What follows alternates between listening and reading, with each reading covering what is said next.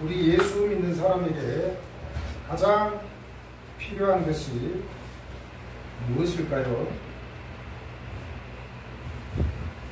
사람의 마음은 항상 가변적이기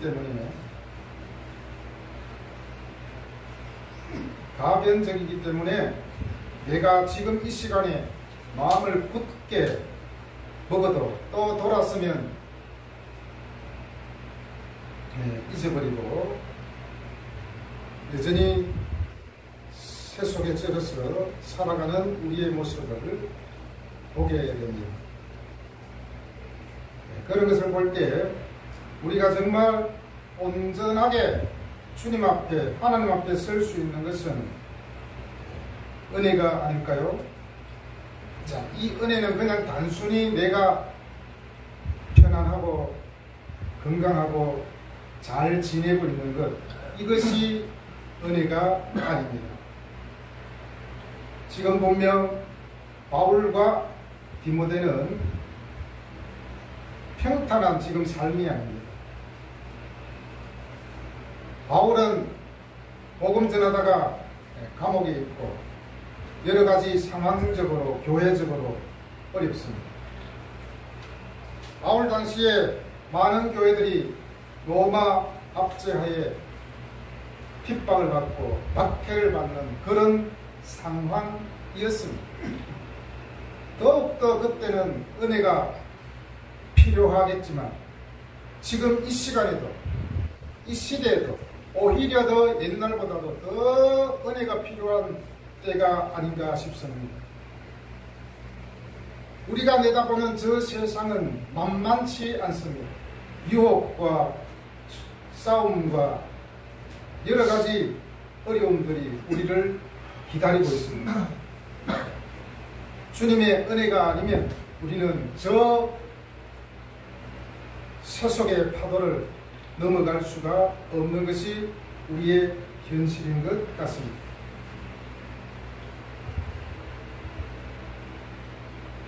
똑같이 어떤 사람이 어떤 안에 있는데 어떤 사람은 속박이고 자유롭지 못합니다. 때로는 답답합니다. 빨리 바깥으로 가고 싶어 미칩니다. 그런데 또 어떤 사람은 어떤 안에 있는데 너무 자유롭습니다. 자신의 모든 치부가 가려집니다. 자신의 사생활이 보호가 됩니다. 그리고 아주 편안합니다. 이 두 사람은 각자 어떤 곳에 있을까요? 앞에 말씀드린 한 사람은 교도소에 있고 뒤에 말씀드린 한 사람은 자신의 방에 있습니다. 두 사람의 차이는 뭡니까? 어떤 안에 있는 건 똑같은데 장소가 문제이죠. 한 사람은 감옥에 있고 한 사람은 자신의 집에 있고.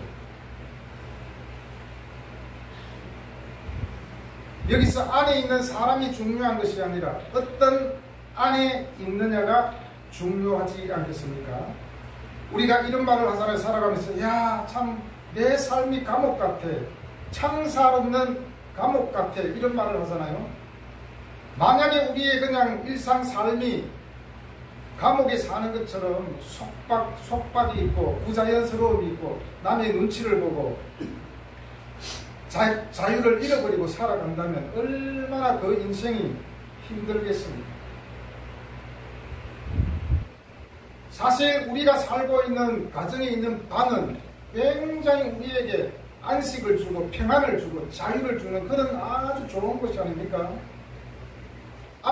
밖에서 신나게 직장 동료들과 갈등하고 싸우고 또 친구들과 싸우고 집에 들어오면 모든 것이 위로가 되잖아요. 아무도 없으나 방 안에 있는 것만으로도 그냥 위로가 됩니다.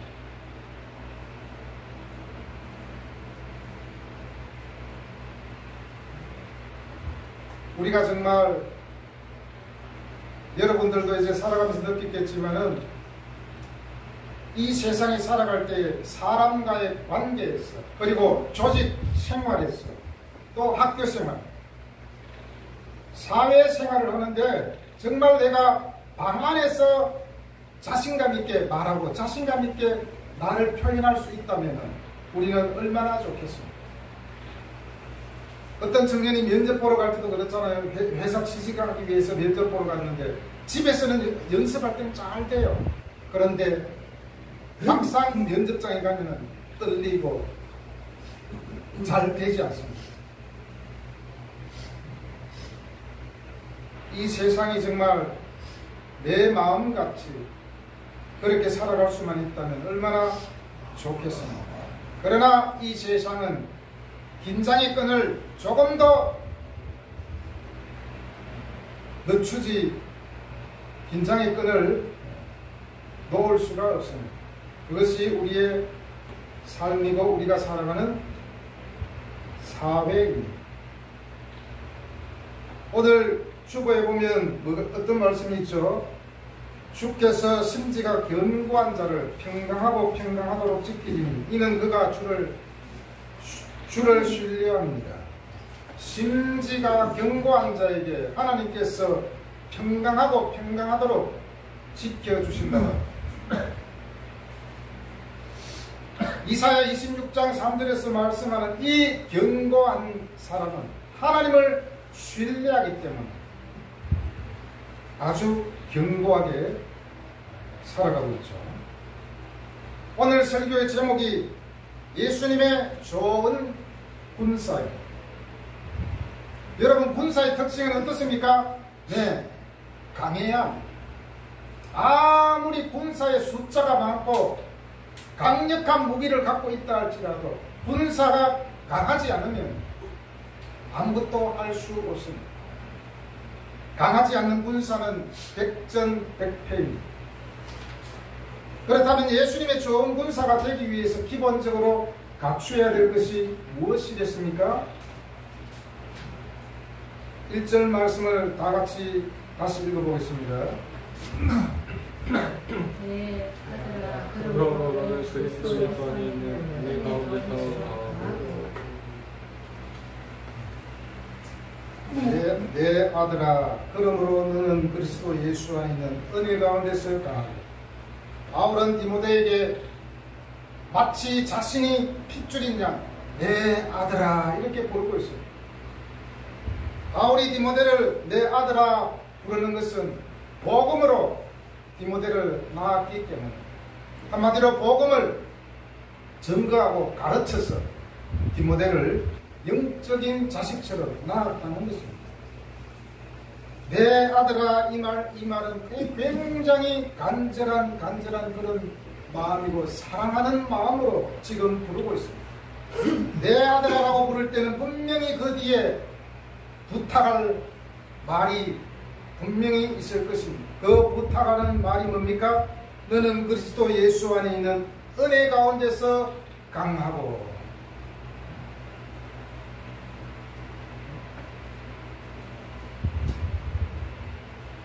에베소서 6장에 보면 강한 예수 그리스도의 군사가 되기 위해서 전신 갑주를 입으라고 말씀합니다. 그 에베소서 6장 15절에 보면 평안의 복음이 준비한 것으로 신을 신고라는 말씀이 있습니다.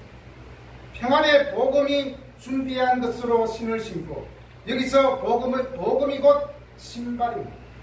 복음은 누구입니까? 예수 그리스도입니다. 예수 그리스도가 우리의 보호자가 보호해 준다는 것입니다. 보호해 준다.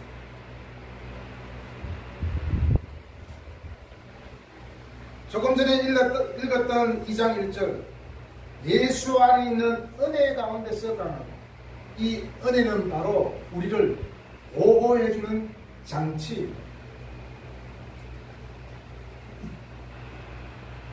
그리고 은혜는 우리를 호의한다는 것입니다.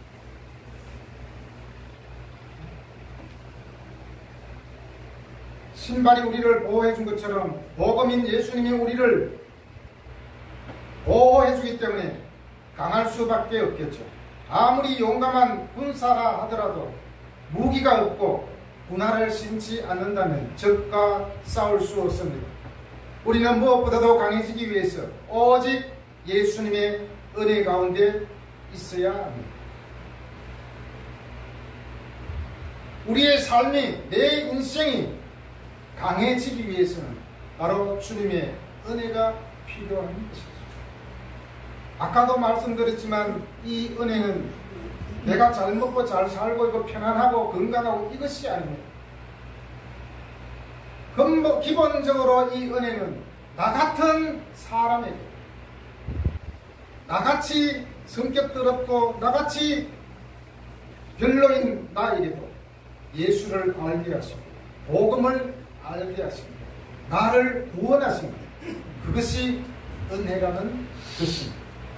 그렇기 때문에 우리는 주님의 은혜를 말할 때는 정말 우리 가슴이 절절 끓어야 되겠죠. 나 같은 사람을 하나님의 자녀로 삼아 주셨기 때문입니다.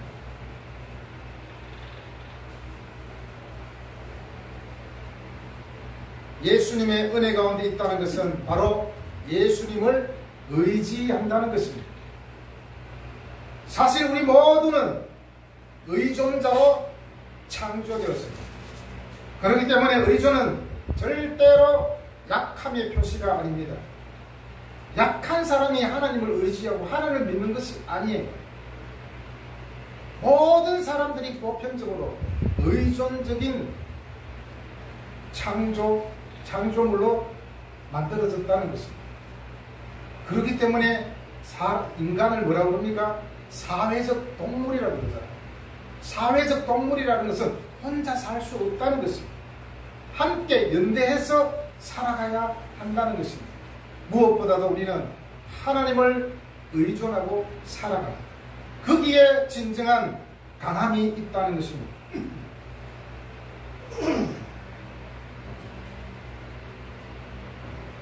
그러나 우리 사람들은 하나님을 의존하기를 싫어합니다. 우리가 할 수 있는 것을 혼자 힘으로 하려는 이 성향은 인간의 타락에서 빚어진 결과입니다. 인류의 문제는 하나님을 의지하지 않겠다고 한 것에서 시작되었다는 것입니다. 이제는 더 이상 하나님이 필요 없어. 신이라는 존재는 우리에게 필요 없어. 우리 스스로 내가 신이 되고 과학이 있으면 다 돼. 이렇게 해가지고 하나님의 존재를 무시하게 되고 하나님을 의지하지 않기 시작하면서 세상은 더욱더 삐뚤어지기 시작했다는 것입니다. 은혜는 카리스입니다. 이 카리스는 아까도 말씀드렸지만 기쁨과 호의라는 뜻이 포함되어 있습니다. 거기에 덧붙여서 기쁨이라는 뜻이 있습니다. 하나님께서 우리에게 호의를 베푸신다면 거기에서 강함이 나오는 것입니다. 바로 그 하나님의 은혜는 우리에게 기쁨을 일으킵니다. 이 기쁨이 더욱 강하게 우리를 만들어줍니다. 다시 말씀드리면 예수 그리스도 안에, 은혜 안에 없는 그리스도인은 늘 흔들리고 좌절하고 세상 파고에서 쓰러져 넘어져 제대로 할 수가 없습니다. 하나님께서 예수 그리스도 안에서 우리에게 구원을 가져다 주기 위해 행하신 일에 대한 좋은 소식만큼 기쁨을 가져다 주는 것은 없습니다. 그래서 성경에서는 우리에게 항상 기뻐하라고 말씀합니다. 성도님, 제가 기뻐하며 사세요. 이렇게 말하면 어떻게 말합니까? 아유, 매일 살아도 똑같은 삶이고 기뻐할 게 있어야 기뻐하죠. 이렇게 말하면 절대로 안 됩니다. 그것은 예수를 믿는 사람이 아닙니다. 나를 구원해 주신 그 은혜로 말미암아 우리는 기뻐해야 됩니다. 기쁨이 우리에게 무룩이라는 사실입니다.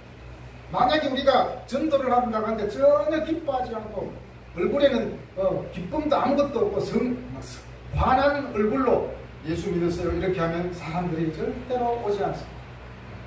기쁨으로 전해야 됩니다.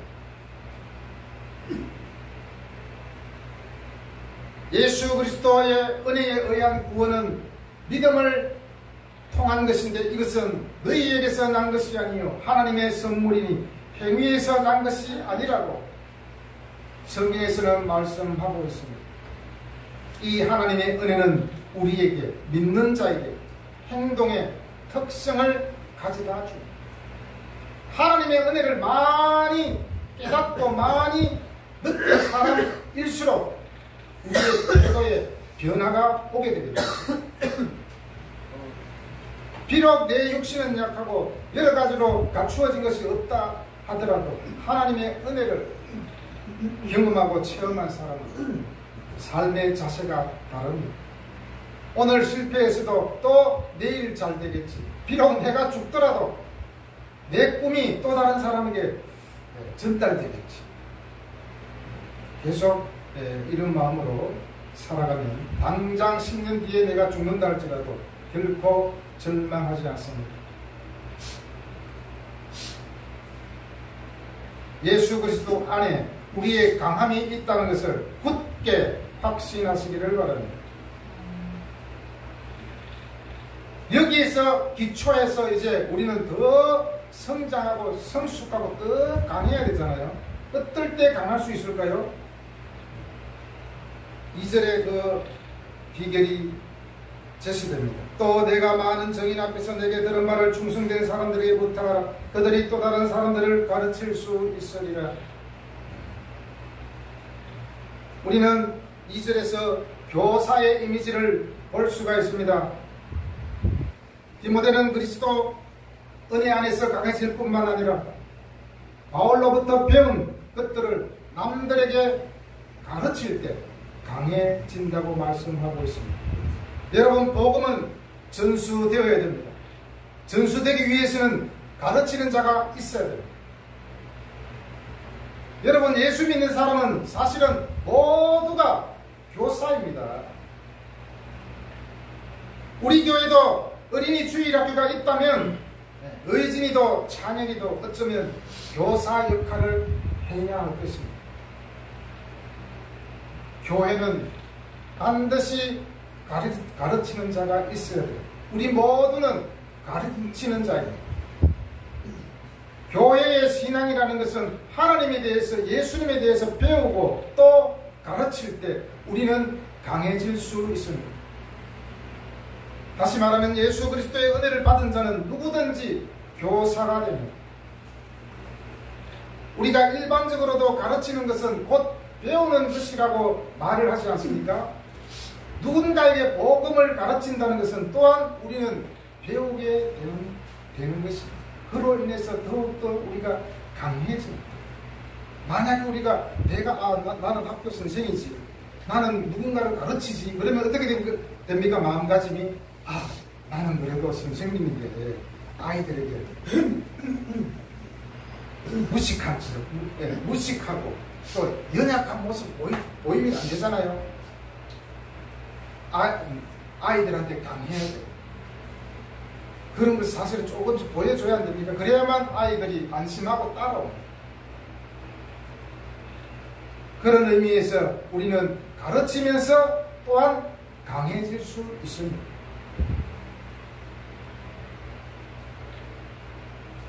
복음은 절대적으로 전수자가 있어야 돼요. 전하는 자가 있어야 돼요. 요즘에 많은 부모들이 어떤 생각을 하고 있습니까? 신앙이면 지가 알아서 해야지. 그냥 내버려 둡니다. 여러분, 어린아이가 신앙생활을 자기 스스로 제대로 할 수 있습니까? 처음에는 아이가 자랄 때 엄마 아빠가 계속 떠먹여주고 보호해주고 영양분을 공급해주잖아요. 그런 것처럼 신앙도 가르쳐야 돼요. 그리고 그것을 위하여 기도를 해야 되는 것이죠. 그래야만 복음이 전해진다는 것입니다. 예수 믿는 그 신앙은 자기 스스로 해야지 내가 강습한다고 돼? 그게 절대로 아닙니다. 선생된 자들이 가르쳐야 돼요. 얘기를 해야 돼요. 친구끼리도 교사가 될 수 있습니다. 같이 교회 가자. 같이 교회 가자. 가서 복음을 듣자. 이렇게 또 권면을 해야 됩니다. 그것이 교사의 책무가 아니겠습니까? 그러면서 내 본인도 신앙이 강건해지고 자라난다는 것입니다. 그리고 두 번째로 3절 4절에 보면 병사의 이미지를 우리에게 바울은 각인시켜 줍니다. 3절에서 바울은 군인의 예를 들면서 예수 그리스도의 좋은 군사처럼 고난을 견디라고 디모데에게 권면하고 있습니다. 강한 군사는 고난을 충분히 견딜 수 있습니다. 대부분 군대에서도 탈영하는 아이들이 초병 때 많이 탈영을 해요. 너무 힘드니까. 그런데 병장이 되면 어떻습니까? 이미 훈련받고 모든 것을 겪었기 때문에 강해져 있기 때문에 강한 군인이 이미 되어 있죠. 좋은 군사는 또한 자유로운 시민의 삶에 더 이상 연연하지 않습니다. 군인이 되면 더 이상 자신의 개인적 삶에 매여 있지 않습니다. 그의 삶은 위에서 내려온 명령을 수행하는 데 집중되어 있다는 것입니다. 고대 시대에 전쟁이 벌어지면 각 부족의 족장들은 자기 부족원들을 그의 깃발 아래 모집하고 그들을 자기 부대의 명부에 올려놓습니다. 부대를 구성하는 것은 지도자의 행동이었습니다. 만약에 지도자의 말을 듣지 아니하면 오합지졸이 되어서 아주 연약한 그런 군대가 되겠죠. 부대를 구성한 지도자는 자신의 부대원들에게 명령하는 권세를 갖게 됩니다. 왜냐? 그가 그들을 모집하여 명부에 올렸기 때문입니다. 이것처럼 예수 그리스도는 우리를 모집하여 그의 병사로 명부에 올리셨습니다. 그렇기 때문에 그는 우리에게 명령하는 권세를 가졌습니다. 자, 병사의 가장 큰 덕목 가운데 하나가 무엇이겠습니까? 군사의 가장 큰 덕목이 뭐죠? 강해야 됩니까? 아니면 잘 섬겨야 됩니까? 힘이 있어야 됩니까? 덕목 중 하나는 바로 무조건적인 복종입니다. 즉각적인 복종입니다. 만일 하급자가 상관의 명령에 대해 이러쿵저러쿵 한다든지 혹은 어느 정도까지 복종할 것인가를 추론한다든지 혹은 지체하며 우물쭈물한다면 그 모든 것은 군대에서 학명으로 간주하게 될 것입니다. 이와 같이 오늘 본문은 그리스도를 기쁘게 하는 것을 그리스도인 병사의 최고의 목표로 삼으라고 주문합니다. 이 기쁨은 아까도 말씀드렸지만 예수 그리스도의 은혜 안에 있을 때 가능하고 또한 하나님께 온전히 복종할 때 가능한 것입니다. 그 다음으로 5절 말씀 읽어보겠습니다. 시작. 4절. 5절. 경계하는 자가 법대로 경계하지 아니하면 승리자는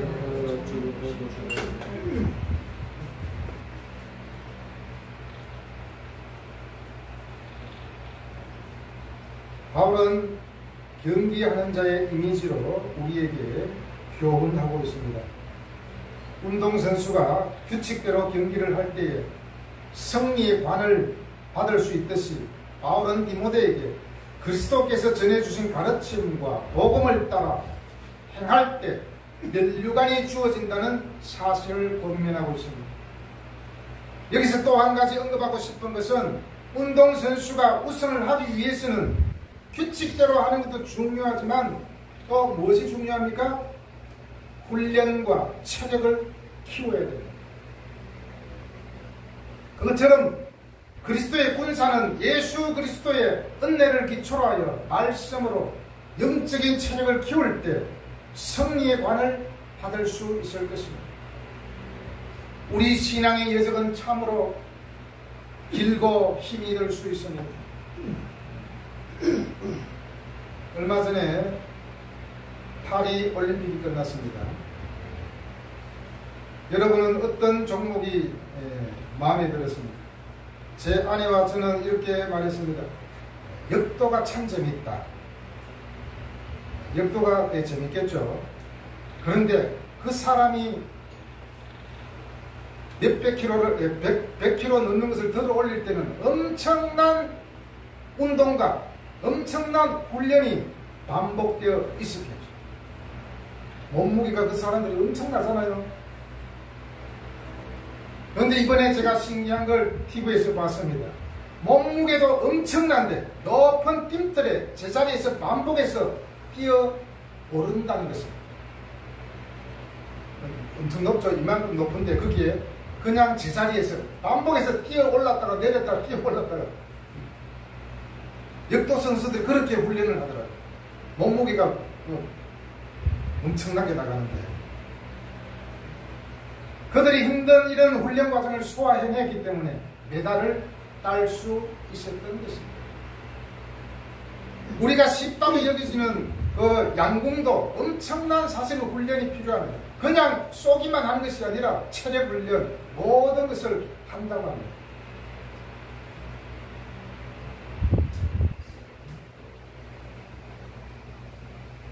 어떤 면에서는 경기하는 자는 상을 받기 위해서는 체력과 정신적으로 강해야 됩니다.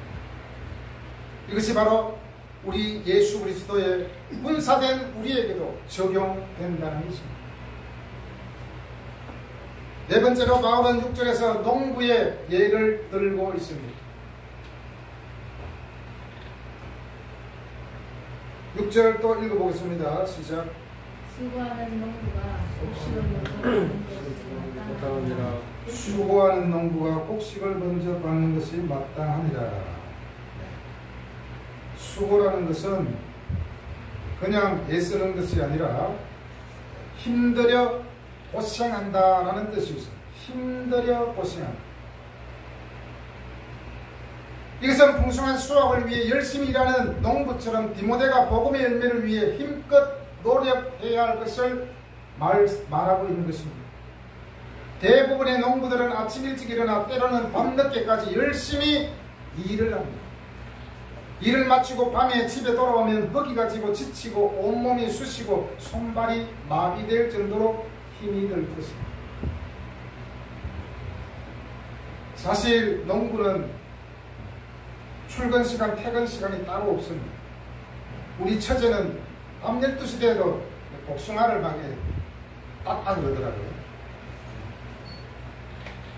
왜냐? 해야 될 일이 많은데 빨리 따서 팔아야 되는데 도와주는 사람이 없으니 부부가 열심히 밤중에도 했다는 것이죠. 얼마나 힘들겠습니까? 이것처럼 농부의 일과는 고되지만 그는 마지막에 얻게 될 보상을 기대하며 일합니다. 농부의 수고는 결코 헛되지 않습니다. 농부에게 일은 힘들고 희생해야 할 것들도 많이 있지만 하나님은 농부의 수고하는 손길을 축복해 주시는 것입니다.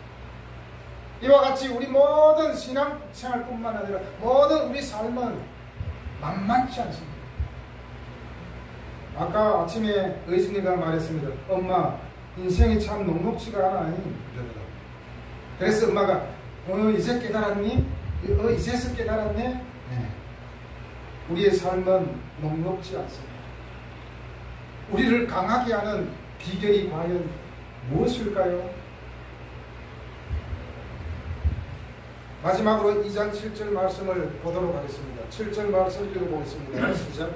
내가 말하는 말씀을 생각해 보라. 주께서 없으면 나에게 분명을 주시리라. 아멘. 내 말하는 것을 생각해보라. 바울이 디모데에게 권면한 내용들에 대해 디모데가 마음에 깊이 새기며 준행하려 애쓸 때 주님께서 지혜를 주셔서 도와주신다는 것입니다. 우리는 오늘 하나님 말씀을 읽고 듣고 보았습니다.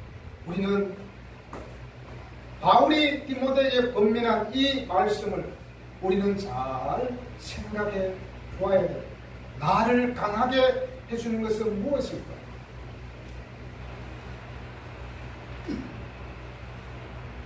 내 삶이, 내 인생이 견고해지고 심지가 견고해지기 위해서는 우리에게 무엇이 필요한지 우리는 또한 깊이 생각해 보아야 돼요. 2장 7절에 나오는 총명에 해당하는 원어 시네시스는 이해력 또는 분별력을 의미합니다.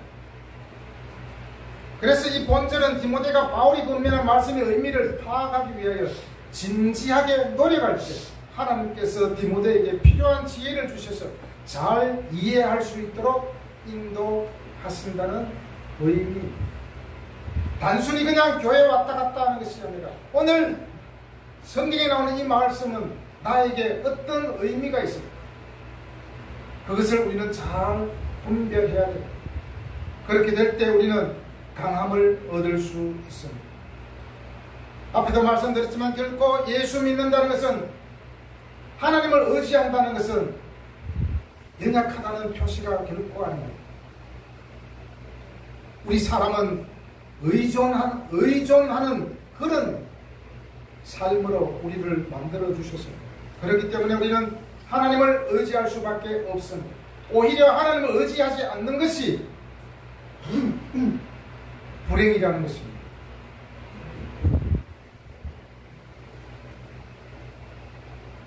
무엇보다도 우리는 예수 그리스도를 통하여 주신 은혜 안에 있을 때 좋은 군사가 될 수 있으며 우리의 마음이 강하게 될 수가 있습니다.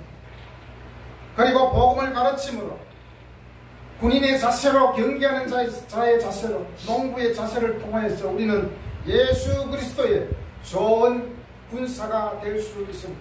이왕이면 좋은 군사가 되어 적과 싸워, 사탄과 싸워 이길 수 있는 그런 군사가 되지 않겠습니까?